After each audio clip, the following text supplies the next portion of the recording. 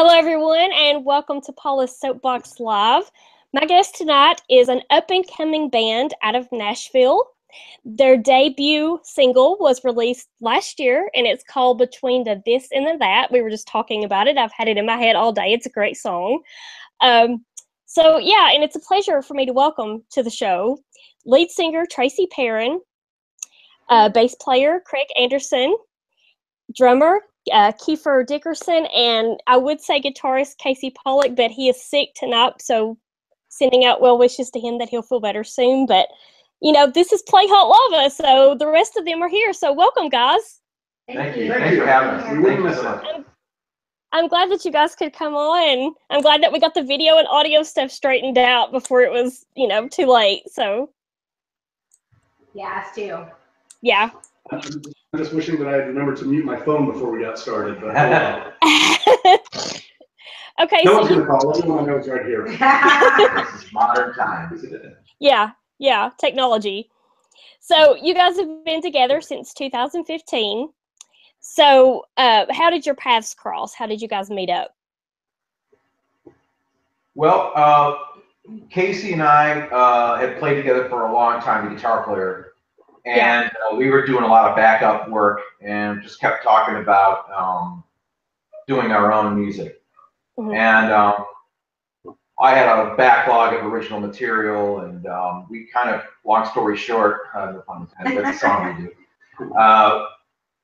We thought, well, let's get together, learn a batch of songs at a basic level. And around that time, a few months before that time, I put out an ad for speakers on Craigslist, and Kiefer came over and looked at them, and he didn't end up buying them, but I did sell them to someone else. But you sold my speakers? I sold them. And we were talking, and he said he had played drums, and I said, oh, I play bass, we play around, and stuff. And I kept his message on my phone. And when Casey and I had got the basic structures of songs together between the two of us, I remember Kiefer. I said, so I texted him back. I kept his message. I said, hey, you look at the speakers. You play drums, right? He said, yeah. I said, well, we're putting a thing together. You want to get together, So he said, yeah, sure. So we got together at Kiefer's house, had a rehearsal, went fine. We just continued working on the songs. Had enough together to get a singer. Craigslist. Did you answer Craigslist? Yeah, I answered the Craigslist ad. Yeah, Craigslist once again. Tracy answered it, came down and learned a Patty Griffin song, Blue Sky, and a Cheap Trick song, Come On, Come On, and nailed it. And we really loved her and asked her to join, and she wanted to do it, and we've just been writing and playing and recording ever since. So yeah. Well, it's good that you used Craigslist and it worked out good, because there's some not so good stories that have come out of Craigslist. So this worked out. We got murdered in the process. Yeah, right. And she was brave. I mean, she came here by herself. I did. In hindsight, it probably wasn't that good. But we were cool. I mean, nothing happened. I mean, so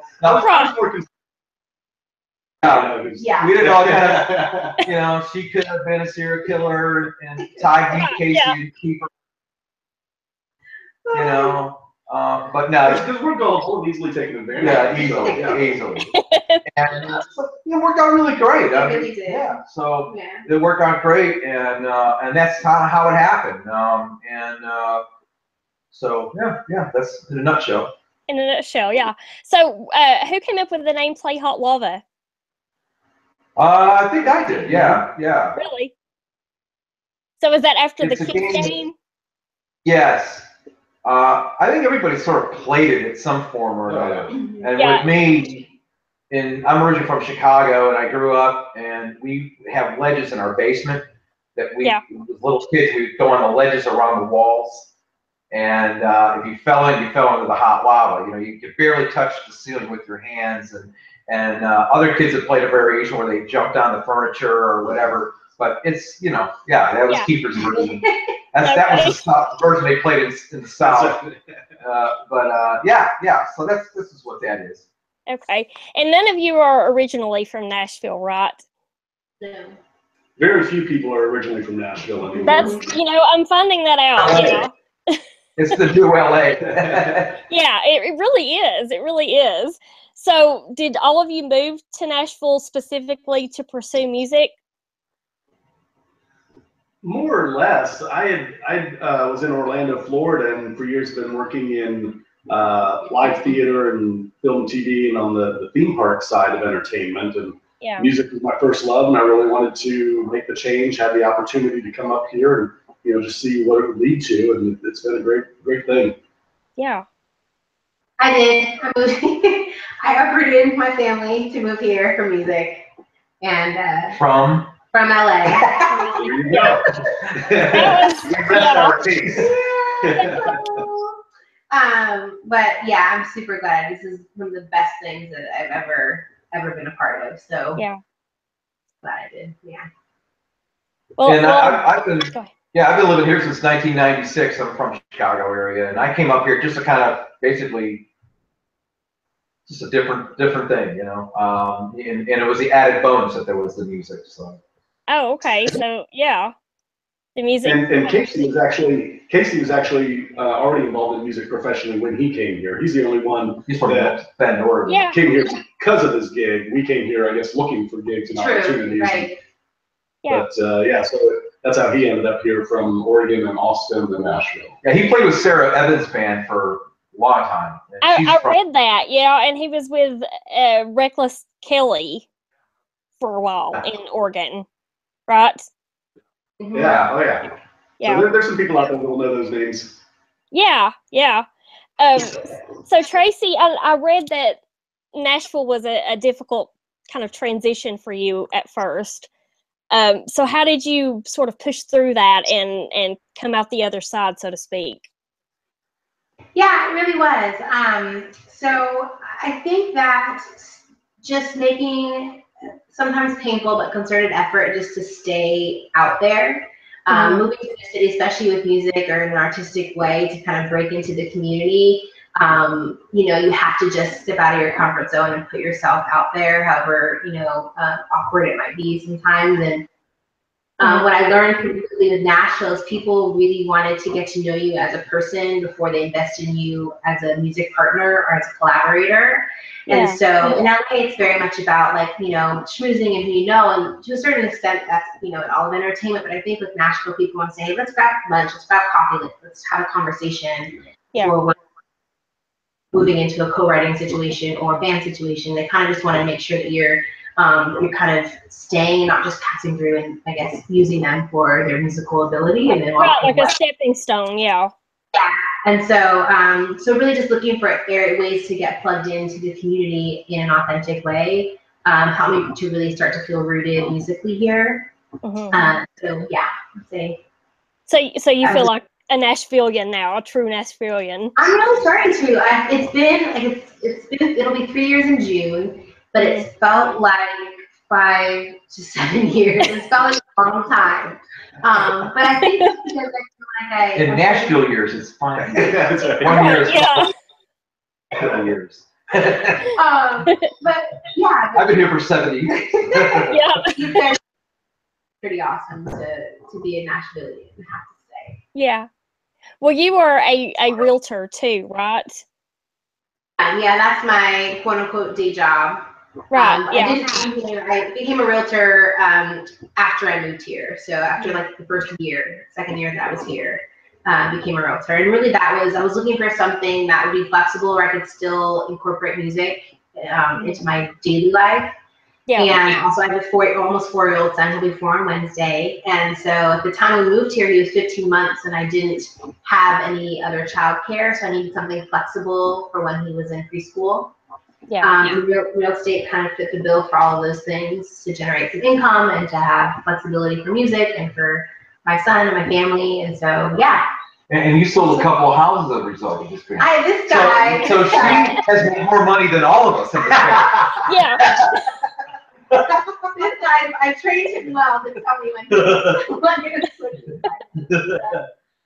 Yeah, but I love it. And it turns out I actually really, really love it. So I think that's also really helped me feel much more settled here, getting to know Nashville so well. and meeting, you know, tons of people all the time, and really helping people accomplish a goal. And then, you know, musically with the band and stuff, I just feel like I'm finally, like, the pieces are fitting together. So. Well, that's good. So have you been able to meet other people involved in the music industry doing the real estate thing? Oh yeah, I mean, there's a lot of realtors who are musicians, producers. It's kind of, because it is so flexible, and you know, you work for yourself. You're essentially your own little small business. Yeah.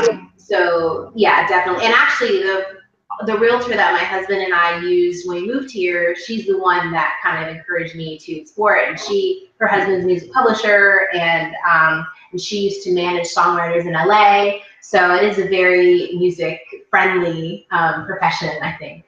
Yeah, sounds like it. So, Craig, you mentioned that you and Casey did backup for some bands in Nashville. So who did you play backup for? A couple artists. There was an up-and-coming country duo called Watson and Nash. Mm-hmm. It's a backup for them. We did some recording with them. They're no longer together, but Shay Watson was kind of like an established songwriter in town. He's written for the TV show Nashville, I think, and he's done some things for TV, television, and such. I did some session work for him for television, and then we backed up Melanie.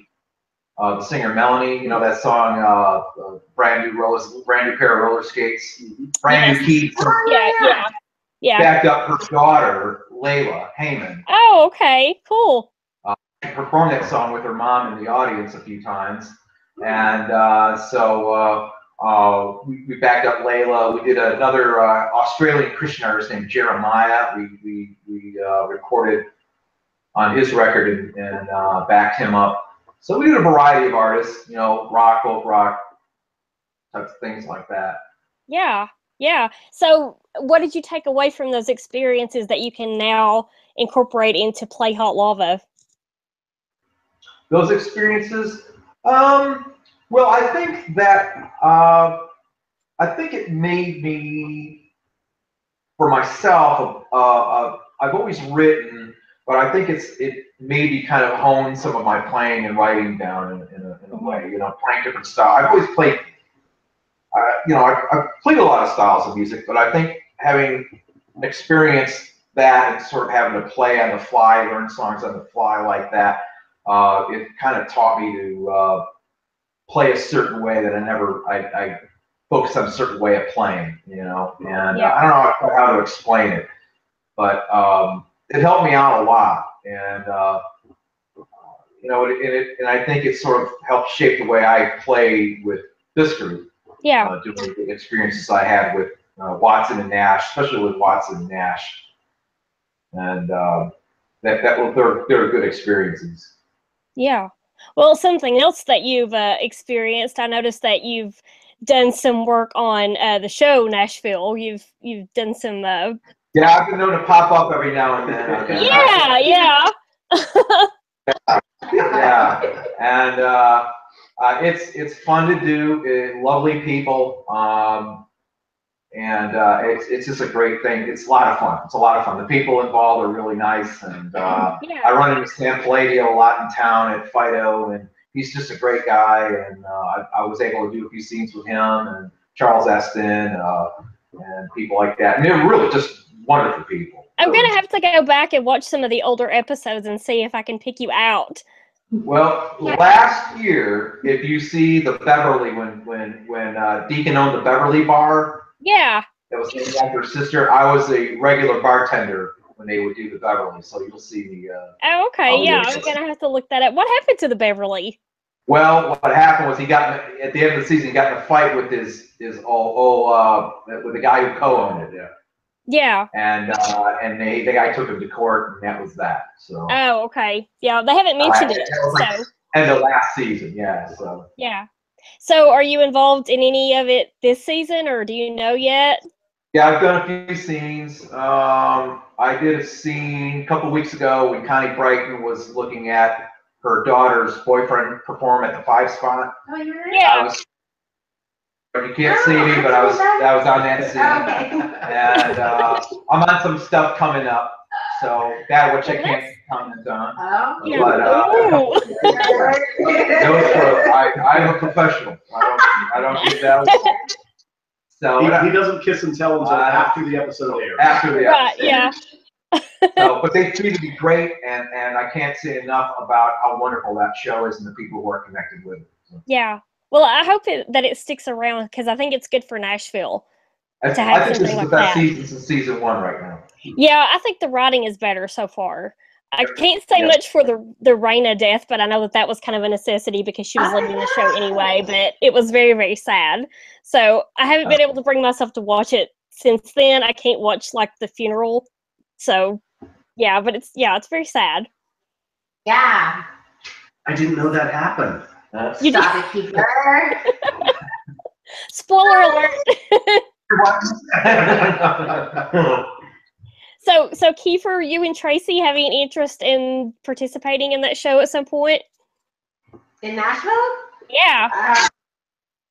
Sure, I'm not sure what capacity, but I'm always open to fun things like that. Yeah. They should use this for a backup plan. Exactly, yeah. Like a backup plan for one they hire. Yeah. I have phenomenal TV experience. No. No. What? All right. A week after she joined Play Hot Lava, I'm watching a television show on public TV. And what's the name of the show? California. Hugh Hauser's California Gold or something. Yeah, Hugh Hauser's California Gold. It's a public TV show about a guy who travels around California, and he goes to the LA School of Music, LA Musicians Institute in Hollywood.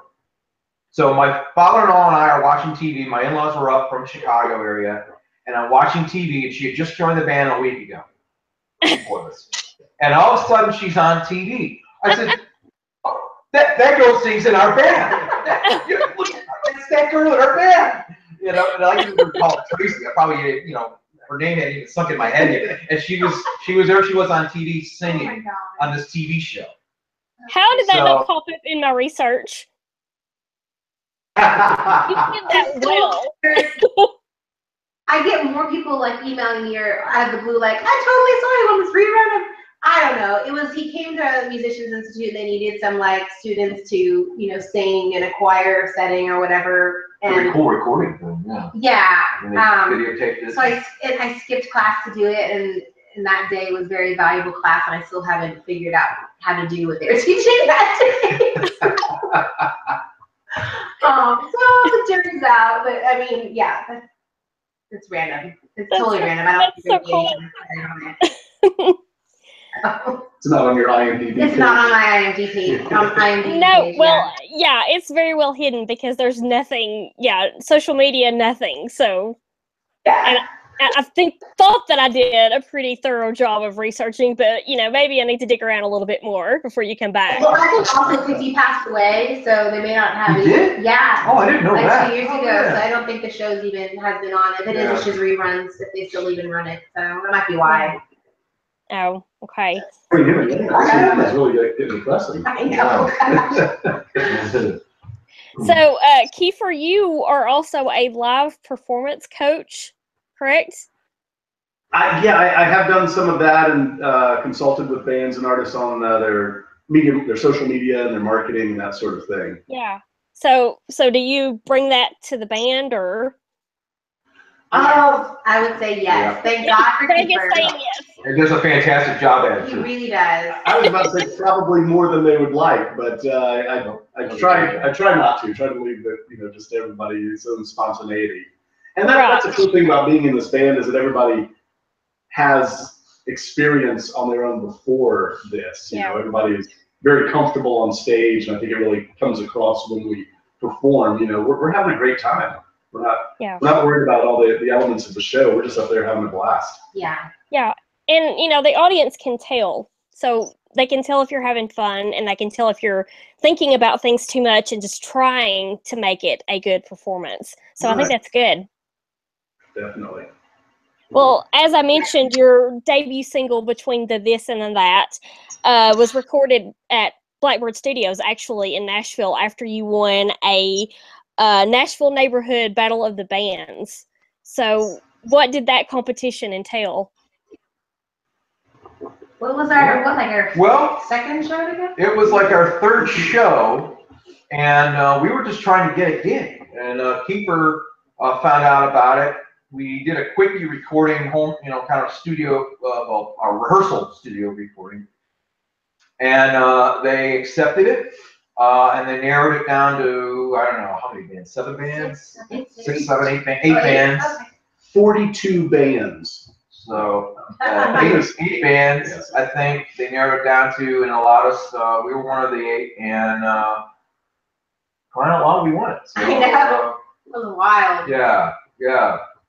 So when you performed at the Battle of the Bands, that was only your third performance together as a band? The third live show with all new songs. We didn't do any covers, did all originals, and just kind of threw ourselves up there to see if it worked or not. And in that case, it did. So was there a certain song that you won for, or did you have to sing several different songs, or? What, 20 minutes? Yeah, we did about a 20-minute set. We did about 5 songs, I think. And it's Okay. just overall performance Yeah. and songs and performance overall. So at that point, had Between the This and the That been written? Yeah, we did that one. Yeah, we performed that. Yeah, Yeah, we played that. Mm-hmm. Yeah. And then you decided to make it your first single. Mm-hmm. Yep. Cool.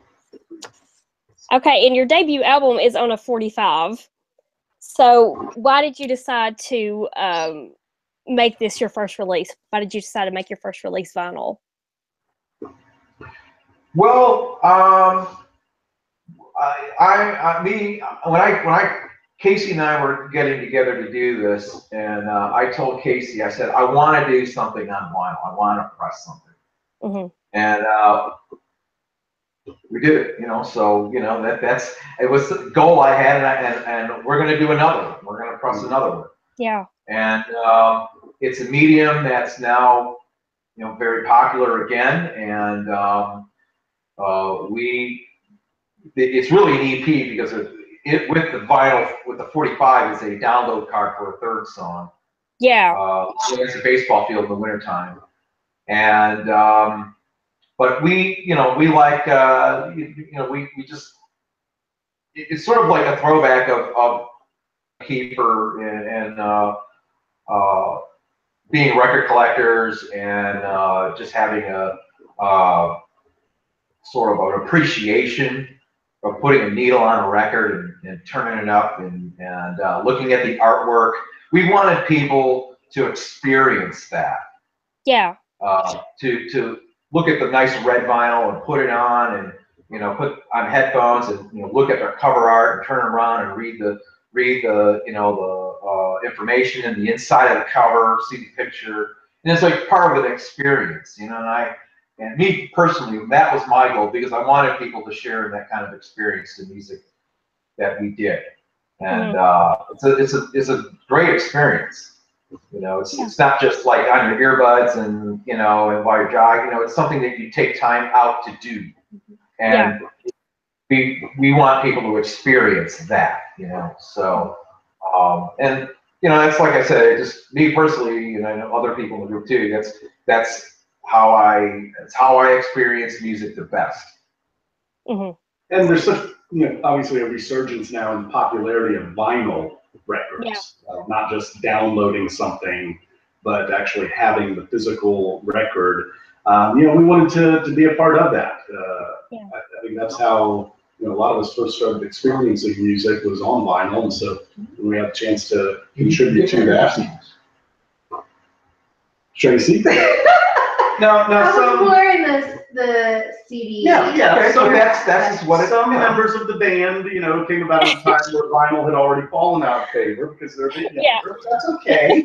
My first record, Paula, my first record ever was the Beatles' "Revolution" and "Hey Jude" single in 1967. I got it when I was 3 years old. So Oh my how? And "Revolution" still maybe one of my favorite songs ever to this day. Nice. So what do you guys think is behind this resurgence in vinyl? I think it's an appreciation for the music, not as a product that you go online and buy off a website, but as a tangible, real part of your life. There's a physical. People miss the physical aspect of bringing home a record and putting it on the turntable. It's just not the same anymore when you just have it all on a memory stick or something. But we understand that not everybody has joined the vinyl revolution, and so our record also has the download card, so you can get both worlds if somebody does pick up the record. Yeah, So, what are you guys working on right now? Are you writing? Are you working? Are you picking up gigs or? Yeah, we kind of think our gigs have increased, and we're continuing to write. Craig always has some new interesting idea we explore in rehearsal. We've got what, 3 new songs that we have not played live yet? 3 new songs we haven't played live. One where we reworked a little bit. They literally handed me an electric guitar last week and was like, "Do this now." So. And she was fantastic. Yeah, she was great. And but exactly what Tracy was saying. We're working on new material right now. Yeah. And planning to do some more recording this year, do another 45. But we're writing right now because what we do, we take a lot of time and a lot of pride in as a band that writes songs, and that's what we do. And what we're doing with those songs is we're trying to, they're out on media right now at media sites to try to get placements and things like that for TV or radio and such. And that's really what we're trying to do, is get our music accessible out. Yeah.